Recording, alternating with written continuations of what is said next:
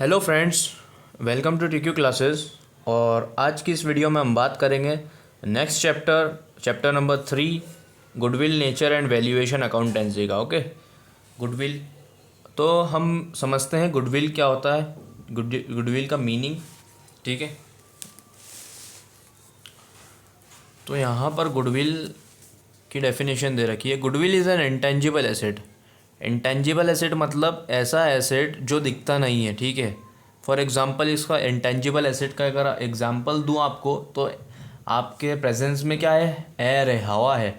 आप हवा को महसूस कर सकते हो, ठीक है, लेकिन उसको देख नहीं सकते। ठीक है, goodwill is an intangible asset which places an enterprise at an advantageous position due to which the enterprise is able to earn higher profits। मतलब कि गुडविल एक इंटेंजिबल एसेट है। मैंने एग्जांपल दिया आपको, आपके प्रेजेंट में जो एयर है वो दिखती नहीं है। ठीक है, इसी तरीके से गुडविल होती है, वो भी दिखती नहीं है, इंटेंजिबल एसेट इसलिए कहा गया है इसको। Which places an enterprise at an advantageous position, मतलब कि एक एंटरप्राइज के लिए एक मतलब अच्छी चीज़ है goodwill. Due to which the enterprise able to earn higher profit, जिसकी वजह से जो एंटरप्राइज है वो हायर प्रॉफिट्स तक कर भी पहुंच जाता है। ठीक है, विदाउट पुटिंग एक्स्ट्रा एफर्ट्स, मतलब उसको ज़्यादा एक्स्ट्रा एफर्ट्स की मानने की भी ज़रूरत नहीं है।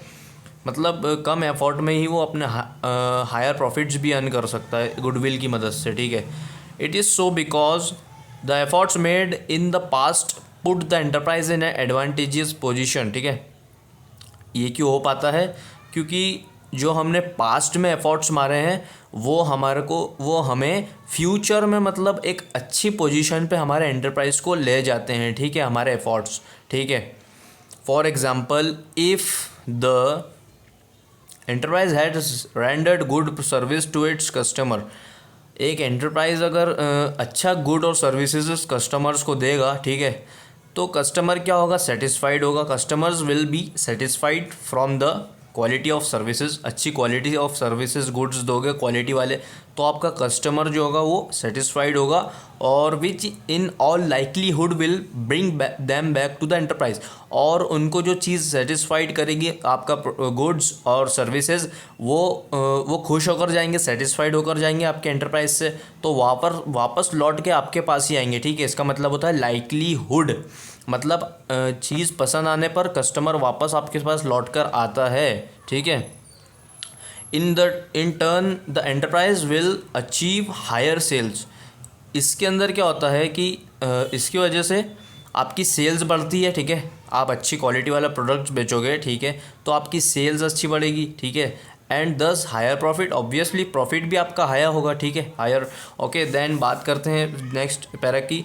Goodwill is the present value of expected future income. ठीक है, इस लाइन का मतलब कि आप जो एक्सपेक्टेशन लेके बैठे हो कि फ्यूचर में, जैसे कि एग्जांपल आप चाहते हो कि आप फ्यूचर में कुछ अच्छा बड़ा आदमी बनो या कुछ बड़ा बिजनेस करना चाहते हो फ्यूचर के अंदर, तो एज सेम एज आप जैसे इमेजिन कर रहे हो कि फ्यूचर में मैं ये बनूंगा, ठीक है, मुझे ऐसा चाहिए। इसी तरीके से गुडविल में भी होता है कि आप प्रेजेंट में एक्सपेक्टेशन तो रखते हो फ्यूचर की, कि इसको रिलेट करना एंटरप्राइज से, ठीक है, आपकी बिज़नेस से, कि बिज़नेस के अंदर आपकी गुडविल अभी क्या है गुडविल, और आगे फ्यूचर में गुडविल क्या होगी, तो उसको लेकर एक्सपेक्टेटेड फ्यूचर इनकम। इसका मतलब कि एक्सपेक्टेशन आप लेकर बैठे हो। ठीक है, that is in excess of normal return on the investment in tangible assets. ठीक है, टेंजिबल एसेट्स का मतलब अभी हमने ऊपर पढ़ा था intangible asset, goodwill is an intangible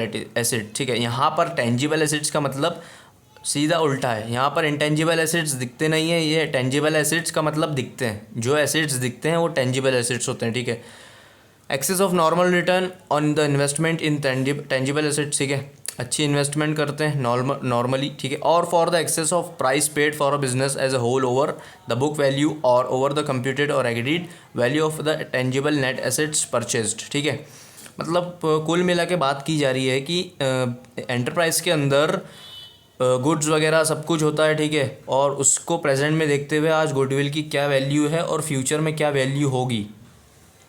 then उसके बाद नेक्स्ट पैरा के अंदर गुडविल की समझाया गया है, डिक्सी ने समझाया, ठीक है, Dicksee. When a man pays for goodwill, अगर एक बंदा गुडविल को पे करता है, he pays for something which places him in the position of being able to earn more than he would be able to do by his own unaided efforts. मतलब कि डिक्सी ने कहा कि एक आपको फॉर एग्ज़ाम्पल बिज़नेस करना है, ठीक है, और आप बिज़नेस ढूंढ रहे हो, ठीक है। अब वो बिज़नेस आपको बिज़नेस मिल गया जो कई सालों से, मतलब मान लो 15 साल से एक बिज़नेस चल रहा था, ठीक है। तो आपने क्या किया, उस बिज़नेस को जाकर बात की और बिज़नेस ख़रीद लिया, ठीक है। वो बिज़नेस आपने ख़रीद लिया तो आपको देखो क्या हुआ, आपको 15 साल की जो गुडविल थी उस बिज़नेस की वो भी वहीं पर मतलब गुडविल बनी रहेगी, आपको गुडविल बनाने की भी ज़रूरत नहीं है। और साथ ही साथ कुछ दिनों में ही आपको प्रॉफिट भी अर्न होने लग जाएगा, मतलब कोई एफर्ट्स मानने की आपको ज़रूरत नहीं है। अगर आपका नया बिज़नेस होता, आप नया बिज़नेस करते तो आपको मतलब गुडविल को कुछ दिनों बाद, कुछ सालों बाद या कुछ महीनों बाद आपकी गुडविल बनती है और कुछ सालों बाद प्रॉफिट्स आना शुरू हो जाते हैं। लेकिन आपने इसके अंदर डिक्सी कह रहे हैं इस डेफिनेशन के अंदर कि आपने जैसे कि बिज़नेस एंटरप्राइज बिल्कुल 15 साल पुराना बिज़नेस जो चल रहा था कई सालों से, जिसकी गुडविल है मार्केट में, जिसकी वैल्यू है, गुडविल है, तो वो आपने ख़रीद लिया तो आपको गुडविल बनाने की भी ज़रूरत नहीं है और साथ ही साथ आपको एफर्ट्स मानने की भी ज़रूरत नहीं है, ठीक है। और आपका प्रॉफिट कुछ सालों बाद ना होने के पहले ही, मतलब कुछ महीनों में आपको प्रॉफिट होना शुरू हो जाएगा, ठीक है। इसका मतलब ये कहना चाह रहे हैं।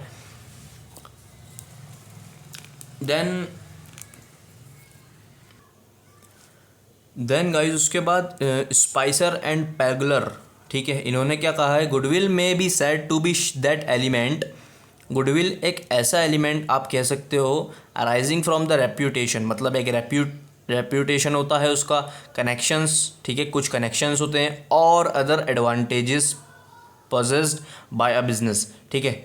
बिजनेस के अंदर मतलब रेप्यूटेशन, उसकी कनेक्शन और अदर एडवांटेजेस को गुडविल के नाम गुडविल कह सकते हैं, ठीक है। Which enables it to earn greater profits, जो कि मदद करता है हमें फ्यूचर के अच्छा ग्रेटर प्रॉफिट हमारा बढ़ा सकता है, ठीक है। Then the returns normally to be expected, जो हम नॉर्मली एक्सपेक्टेशन लेकर बैठे हैं कि हमारा प्रॉफिट इतना आएगा, और तो इसका मतलब क्या कि गुडविल की मदद से आपका प्रॉफिट ज़्यादा भी आ सकता है, ठीक है। On a capital represented by the net tangible assets employed in the business, ठीक है, समझ गए आप। इसके अंदर पैराग्राफ स्पाइसर एंड पैगलर, ठीक है, ये क्या कहना चाह रहे हैं कि गुडविल को आप इस तरीके से कह सकते हो कि बिज़नेस के अंदर रेप्यूटेशन होती है, ठीक है, बिज़नेस की रेप्यूटेशन, बिज़नेस के कस्टमर्स के साथ में क्या कनेक्शंस हो सकते हैं, ठीक है, कनेक्शंस और कई सारे अच्छाइयाँ आपके बिज़नेस की, तो वो आपकी गुडविल बनाती है और इसी की वजह से आप प्रॉफिट को ज़्यादा से ज़्यादा अर्न कर पाते हो, ठीक है। अगर आप सोच के बैठे हो कि हम नॉर्मली मतलब कम एक्सपेक्ट करके बैठे हो कि नॉर्मली हम कैपिटल लगा दें और ज़्यादा प्रॉफिट अर्न करना चाहते हो, तो आप कह सकते हो कि गुडविल आपको मार्केट में बनाना पड़ेगी, या फिर आपकी गुडविल बनी होगी तो अर्न ग्रेटर प्रॉफिट्स, आप ज़्यादा प्रॉफिट्स को अर्न कर सकते हो, बढ़ते हुए प्रॉफिट्स। देन गाइज उसके बाद लास्ट कह रहा है लॉर्ड मैग्नेथन, ठीक है, ये क्या कह रहे हैं, goodwill is a thing very easy to describe, goodwill is a thing very easy to describe, मतलब गुडविल ऐसी चीज़ है इसको बड़े ईजिली हम आसानी से डिस्क्राइब कर सकते हैं, लेकिन वेरी डिफ़िकल्ट टू डिफ़ाइन करने में इसको मतलब बहुत मुश्किल है इसको डिफ़ाइन करना। डिस्क्राइब करना बहुत ईजी है लेकिन डिफ़ाइन करना बहुत मुश्किल है। इट इज़ द बेनिफिट, ठीक है। अब इसकी बात हो रही है गुडविल की कि ये बेनिफिट होती है मतलब फ़ायदे, एडवांटेज मतलब इसका फ़ायदे, advantage of the good name, मतलब आपके बिज़नेस की अच्छा मतलब आपकी रेपुटेशन, बिज़नेस का नाम, and connections of a business के क्या कनेक्शन है कस्टमर से और आपकी पार्टीज़ वगैरह, ठीक है, पार्टी से कनेक्शन होते हैं, ऑर्डर्स होते हैं, ठीक है। तो उसको लेकर वो कुल मिलाकर आप किस तरीके का प्रोडक्ट देते हो कस्टमर्स को तो वो खुश होकर जाता है और आपको आपके बिज़नेस की मतलब रेपुटेशन बढ़ती है उससे, ठीक है। कस्टमर वापस लौट कर आपके पास आता है, ठीक है। इससे आपका क्या मतलब क्या हो रहा है कि सामने वाला बंदा आपकी चीज़ से मतलब आप जो उसको प्रोडक्ट सेल कर रहे हो वो सेटिस्फाइड होकर खुश होकर आपके पास दोबारा आ रहा है, तो इसका मतलब क्या हो रहा है, आपकी गुडविल बढ़ रही है। तो गुडविल जब बढ़ती है, ठीक है, तो इसका मतलब आपके प्रॉफिट्स भी बढ़ना शुरू हो जाते हैं, ठीक है। It is the attractive force which brings in customers. देखो अभी मैंने आपको बताया कि कस्टमर्स, ठीक है, सेटिस्फाइड होकर जाएंगे, खुश होकर जाएंगे, तो गुडविल हमारी बढ़ती है, बनती है, ठीक है। गुडविल, गुडविल का मतलब कंसेप्ट यही होता है, ठीक है। कंसेप्ट तो बहुत डीपली अगर समझे तो कुछ और अलग होता है, लेकिन अभी ऊपर ऊपर की बातें करते तो गुडविल सिर्फ अभी बता रहे हैं आपको, ठीक है। It is the attractive force which brings in a customers, ठीक है, समझ गए। It is one thing which distinguishes an old established business from a new at its first start. इस वाली लाइन में क्या कह रहे हैं, it is one thing which distinguishes an old established business. देखो मैंने आपको अभी एग्जांपल दिया था पुराना बिजनेस, जैसे कि एक पुराना ओल्ड बिजनेस आप खरीदते हो, और ठीक है, तो पुराने बिजनेस में और न्यू बिजनेस, ठीक है, यहाँ पर कह रहे हैं new business at its first start. अब आप पुराना बिजनेस स्टार्ट करते हो, पुराना आपने 15 साल पुराना बिजनेस लिया, ठीक है, अब आपने उसको स्टार्ट किया तो आपको गुडविल बनी बनाई मिलेगी, ठीक है। 15 साल से उसकी गुडविल बनी हुई थी उस बिज़नेस की, तो आपको गुडविल बनाने की भी ज़रूरत नहीं है, एफर्ट्स मानने की भी ज़रूरत नहीं, क्योंकि कुछ दिनों में प्रॉफिट्स आना शुरू हो जाएंगे, ठीक है।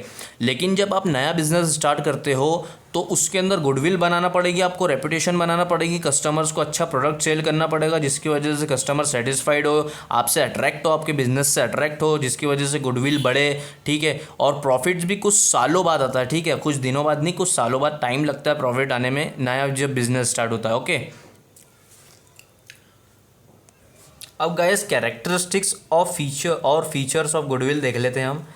द कैरेक्टरिस्टिक्स और फीचर्स ऑफ गुडविल आर, पहली कैरेक्टरिस्टिक, ठीक है, it is N intangible asset. मैंने आपको पीछे बताया था कि इंटेंजिबल एसेट क्या होते हैं, जो दिखते नहीं है। That is it does not have physical existence. देखो इसके अंदर क्या कह रहे हैं, it does not have physical existence, ठीक है।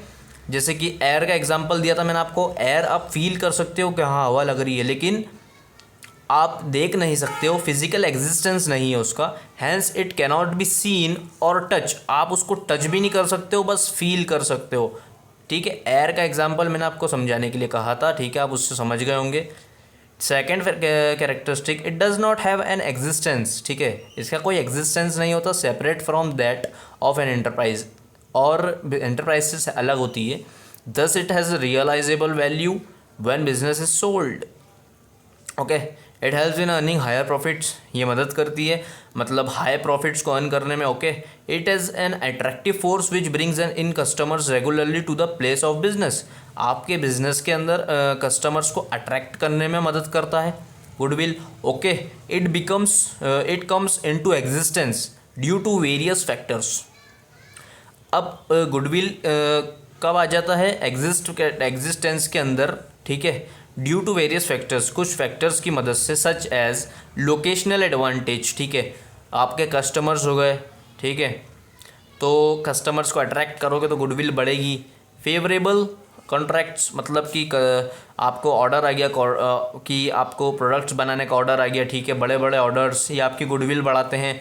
आपने नई ब्रांड्स रख रखी है, ठीक है, ऑर्गेनाइजेशन के अंदर, तो ये आपकी गुडविल बढ़ाते हैं। ट्रेडमार्क्स, मतलब कि आपकी ट्रेडिंग सिस्टम अच्छी है तो ऑर्गेनाइजेशन के अंदर, ठीक है, तो ये आपकी गुडविल बढ़ाती है। पेटेंट्स आपके अच्छे हैं, मशीन्स वगैरह अच्छी हैं, ठीक है, तो ये आपकी गुडविल बढ़ाती है। मार्केट रेपुटेशन, मतलब मार्केट में आपकी अच्छी रेपुटेशन है, ठीक है, तो आपका इससे गुडविल बढ़ता है, ठीक है। Value of goodwill is subjective as it depends on the assessment of the valuer.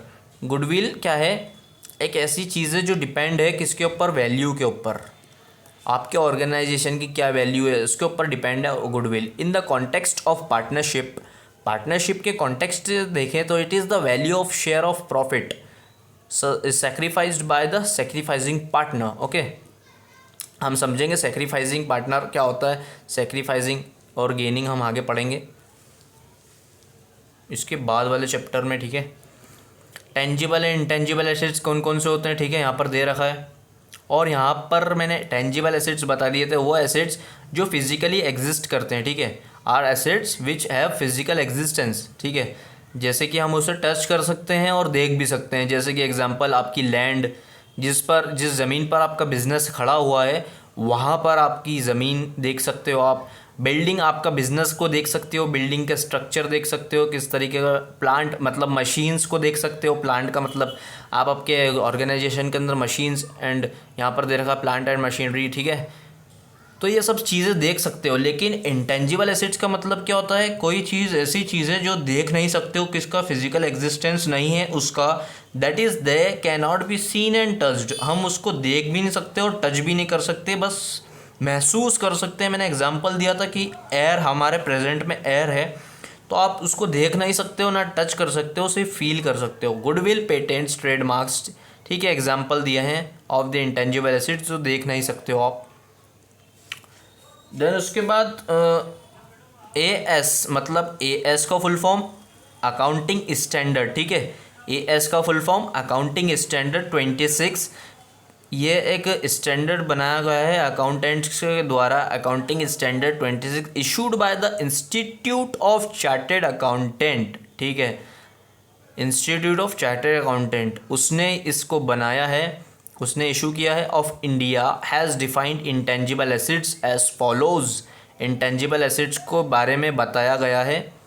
And intangible, तो गाइज इसका ध्यान रखना, इस क्वेश्चन को पूछ सकते हैं आपके एग्ज़ाम में कि किस बंदे ने, किसने इशू किया था।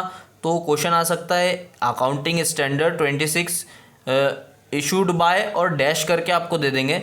तो आपको ये याद रखना है, institute of chartered accountants of India, ठीक है। आपको ये 1 वर्ड में आ सकता है या 2 मार्क्स में डिफाइन करके दे सकते हैं, तो यहाँ पर आपको याद रखना है। Then guys, an intangible asset is an identifiable non monetary asset without physical substances, ठीक है। ये सब कुछ जो दिख नहीं सकता वो होता है intangible asset.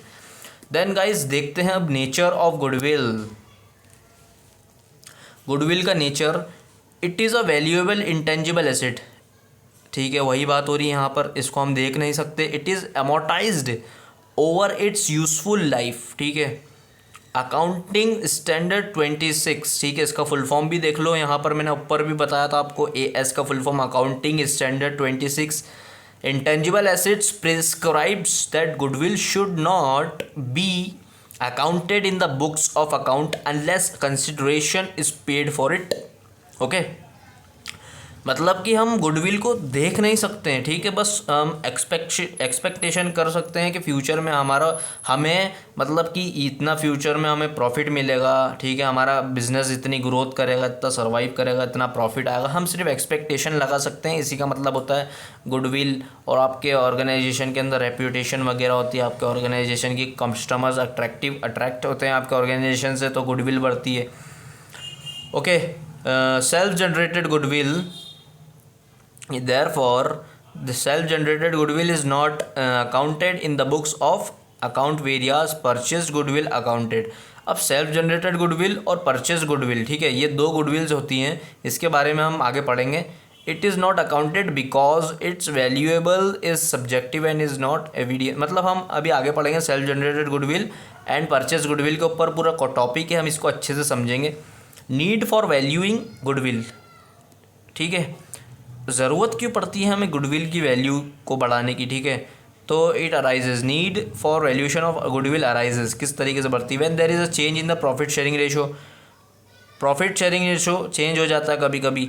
When a partner is admitted, जब पार्टनर ऑर्गेनाइजेशन के अंदर नया पार्टनर आता है तब। देन उसके बाद व्हेन अ पार्टनर रिटायर्स और डाइज, यहाँ फिर पार्टनर आपका रिटायर हो रहा है, जा रहा है बिजनेस छोड़कर, यहाँ फिर मर रहा है, मर गया, यानी डाइज मतलब मर गया, डेथ हो गई उसकी।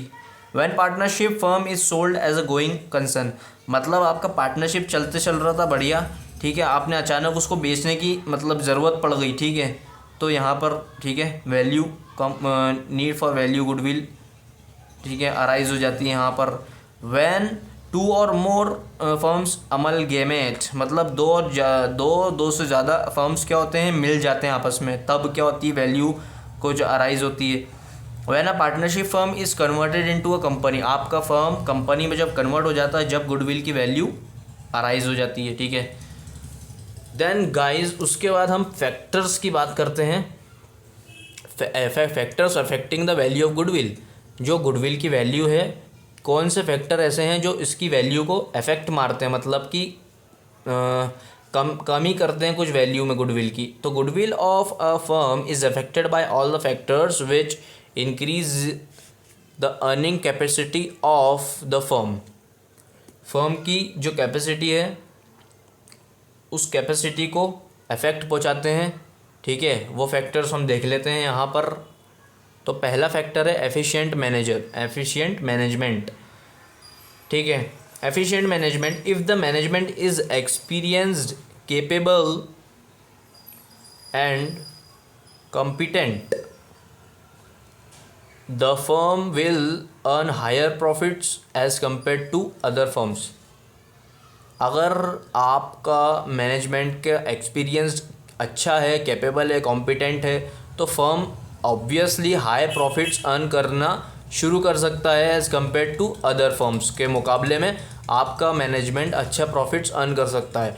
इट विल दस increase the value of goodwill, जिसकी वजह से वैल्यू आपकी बढ़ जाएगी फर्म की। तो एफिशिएंट मैनेजमेंट होना चाहिए। अगर एफिशिएंट मैनेजमेंट नहीं होगा तो गुडविल की वैल्यू पर इफेक्ट पड़ेगा, ठीक है। आप समझ गए होंगे एफिशिएंट मैनेजमेंट क्या होता है। देन नेक्स्ट बात करते हैं फेवरेबल लोकेशन।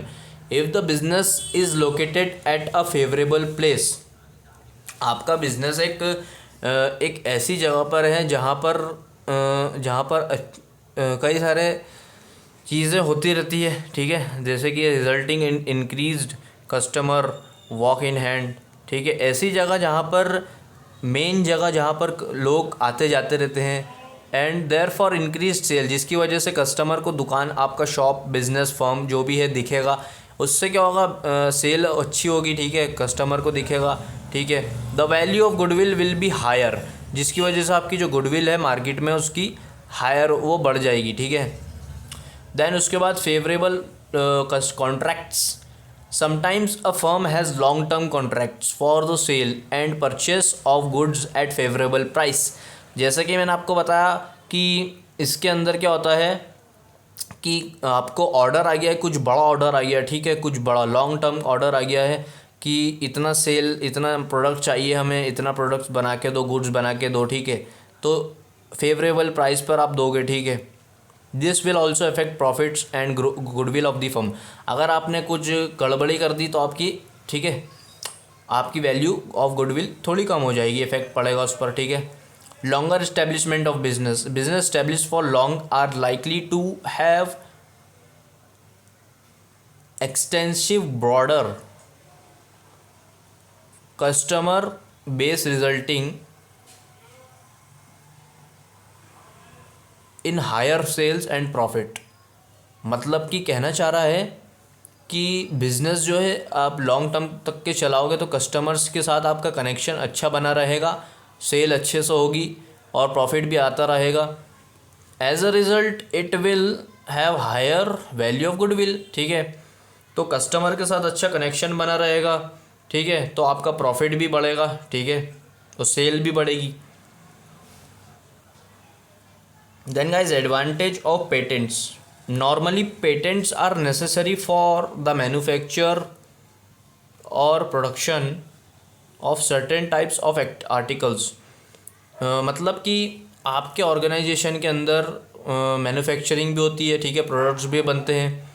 तो अगर आपको ऑर्डर आता है प्रोडक्ट्स बनाने का, तो आपने प्रोडक्ट्स अगर अच्छे से बनाकर दिए हैं, ठीक है, पेटेंट्स वगैरह अच्छे बेटर कंडीशन में दिए हैं, तो आपकी ऑर्गेनाइजेशन की गुडविल वैल्यू अच्छी रहेगी। आपने अगर थोड़ा सा प्रोडक्शन में क्वालिटी में कमी हो गई तो फिर तो वैल्यू थोड़ी सी कम होना ही है, ठीक है। उसके बाद कह रहे हैं एक्सेस टू सप्लाईज। सप्लायर्स होते हैं आपके, when supplies of materials are difficult to gate.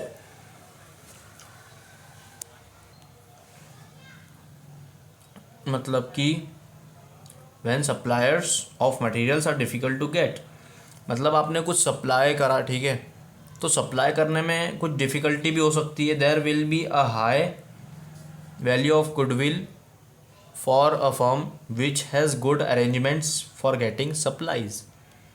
कहने का मतलब है कि आपका सप्लाईमेंट अच्छा होना चाहिए, इसके अंदर मटेरियल्स अच्छे से सप्लाई होना चाहिए, प्रोडक्ट्स अच्छे से सप्लाई होंगे तो गुडविल भी ठीक ठाक अच्छे से चलती रहेगी।